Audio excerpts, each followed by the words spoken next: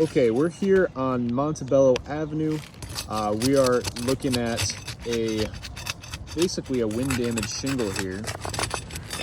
This customer has auto owner's insurance. He filed a wind claim, and you can see around the roof there's scattered damages, a bunch more wind creases and stuff like that, but just a couple of the blown off shingles that I can see right here, and then I don't know if you can see from there, there's also a crease. But here we have a creased shingle. It's closer to the middle of the slope, which is good for these repairs, because we can see how a repair will actually affect the shingle. Basically what we're here doing today, why we're actually performing this repair, is auto owners stated that the roof was repairable, more or less. They wrote for repairs in their scope, and you know, that's completely understandable. However, when we went to perform these repairs, we were immediately having trouble based on the age and condition of this shingle. So what we wanted to do is put our best attempt here on video. And what Josh is doing here, he's going to be as careful as possible and as gentle as possible with the shingles, while also, you know, doing everything in a timely manner so that we can get it all on a video. So the first thing he did is he unsealed the shingle, and you can see we've chalked the actual wind damaged shingle with a stripe, and then we've got these little hash marks on the 7 tabs that had to be unsealed in order for this shingle repair to take place.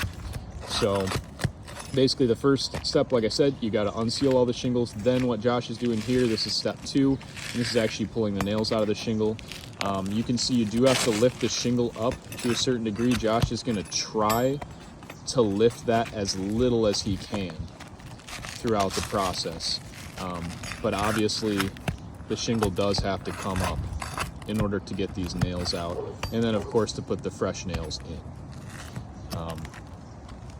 But yeah, I'll let him do his thing here, and then soon we'll be able to pull the old shingle out, put the new one in. And a couple other things about this roof. I believe it's right around 20 years old. Josh, is that right? Is that what the customer said? Yes, sir. Perfect. So usually these 3 tabs, you know, they're rated for 20 years, which means they're definitely no longer repairable at 20 years. But what we find is they're no longer repairable once they're at about 75% of their life. Oftentimes it can be sooner, but that means around the 15-year mark, this shingle was probably not repairable. So that's, you know, another kind of red flag for us when we're looking at these. But obviously we might be able to complete this repair properly without causing any damage. We're not really sure, so that's why we're trying it out. So we got our old one out. Now obviously this is a very specifically colored roof. I don't think this exact color is manufactured anymore, but we just looked at a couple local suppliers and couldn't find anything too close to it. So we're just using a pretty standard gray shingle. This is not supposed to be long-term repair. Again, the whole point is just to see whether a repair is even possible. And if you guys are watching this, it will be because the repair wasn't possible.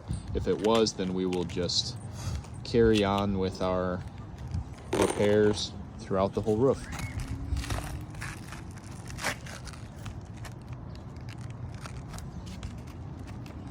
So now what we're doing here, Josh is making sure the shingle is actually lined up nicely, and then he's going to have to put each nail in. So you can see here what Josh is going to have to do